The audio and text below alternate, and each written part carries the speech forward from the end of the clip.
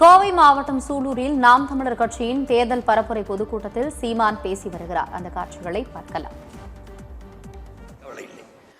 ஓட்டுக்கு காசு கொடுக்கறானா, 1000 2000 தர்றானா, இலவசம் ஏதாவது சொல்றானா, யார் அதிகமா காசு கொடுக்கறானோ அவனுக்கு ஓட்ட போடுறதுன்னு ஒரு முடிவு எடுத்துட்டா இது எப்படி ஒரு அறிவார்ந்த சமூகமாக இருக்க முடியும்?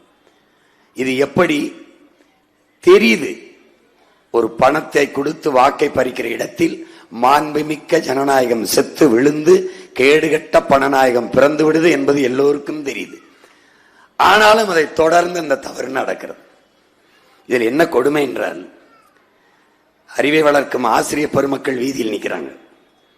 அவங்க பிரச்சனை இன்னைக்கு நேற்று 1/4 நூற்றாண்டாக நடக்குது. மாறி மாறி ஆட்சிக்கு வருகிறவர்கள் எதிர்கட்சியா இருக்கும்போது வாக்குறுதி கொடுக்கிறார்கள், ஆளுங்கட்சியா இருந்தோன்னா அதை நிறைவேற்ற தவறியிருக்கிறார்கள்.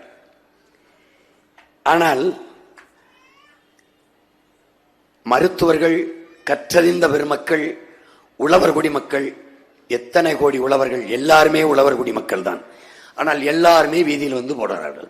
வேர்வை சிந்தி நான் விளைய வச்ச நெல்லை ஒரு அகவிலையை உரிய விலையை கொடுத்து கொள்முதல் செய்து ஒரு சேமிப்பு கிடங்கில் சேமித்து வைக்க முடியாதா என்று வீதியில ஓட்டு இப்படி முளைக்க வைக்கிறீர்களே என்று வேர்வை சிந்தி விளைய வைத்தவன் கண்ணீர் சிந்தி வீதியில் நின்று போராடுகிறான்.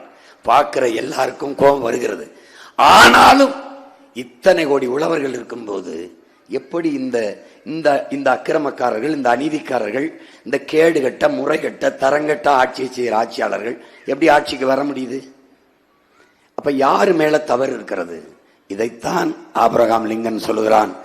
ஒரு ஆட்சியாளன், ஒரு ஆட்சி மோசமாக நடக்கிறது, ஒரு ஆட்சியாளன் தவறான ஆட்சி செய்கிறான் என்றால் அதற்கு அவன் மட்டும் பொறுப்பல்ல, அவனை தேர்வு செய்த மக்களும் பொறுப்பு என்கிறார்.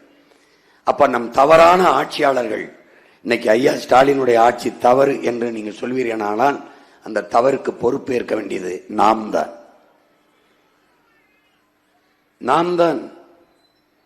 என்னைக்கு நீங்கள் சிந்திப்பீர்கள்?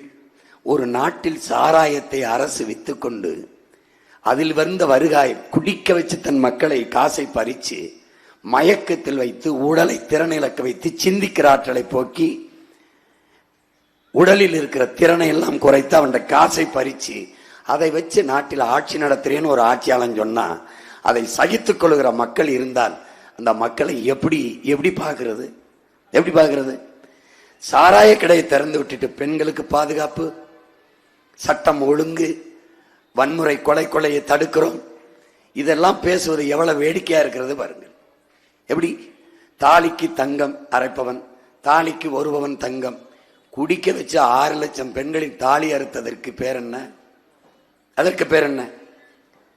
எங்க ஊர்ல எல்லாம் அவன் தாலி அறுப்பான், அவன் கூட போய் பேசிட்டு இருக்க அயோக்கிய பயம்பாங்க. 6 லட்சம் பேர் தாலி அறுத்தவனை தான் நீ தலைவனா ஏத்திருக்காயின்னு நினைச்சா எவ்வளவு பெரிய கொடுமையானது என்றது நீ யோசிப்பார். திரும்ப திரும்ப அந்த தவறை செய்தால் இந்த பிறப்பு பயனற்றது. மனிதன் என்பதற்கான மாண்பு செத்து போகிறது. அதனால் அறிவு சமூகமே இந்த தேர்தலை ஒரு மாறுதலுக்கான ஒரு களமாக, வரலாறு நமக்கு தந்திருக்கிற அரிய வாய்ப்பாக, காலம் கையெழுத்திருக்கிற உயரிய கடமையாக என் உடன் பிறந்தார்களும் பேரன்புமிக்க பெற்றோர்களும் எண்ணிக்கொண்டு இந்த தேர்தலை அணுக வேண்டும். வாக்கு என்பது மக்களாட்சியை ஏற்றுக்கொண்ட ஒரு நாட்டில் வலிமை மிக்க ஆயுதம், ஒரு வலிமை மிக்க கருவி. அதை அநீதிக்கு எதிராக தூக்க வேண்டும், ஏந்த வேண்டும் என்பதை அறிவார்ந்த எனது பெற்றோர்களும் என் அன்பு தம்பி தங்கிகளும் முடிவெடுக்க வேண்டும்.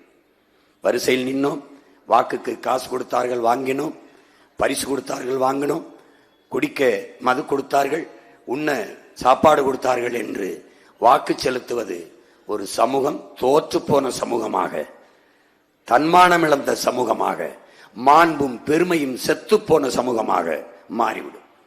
என் அன்பு தம்பி தங்கைகளே, என் அருமை பெற்றோர்களே, உங்கள் பிள்ளைகள் எங்களை பாருங்கள். என் சாதிதான் வேண்டும் என்றால் எங்களுக்கு வாக்கு செலுத்தாதீர்கள். சாதிக்க வேண்டும் என்றால் உங்கள் பிள்ளைகள் எங்களுக்கு வாக்கு செலுத்துங்கள். என் மதம்தான் வேண்டும் என்றால் எங்களை மறந்து விடுங்கள்.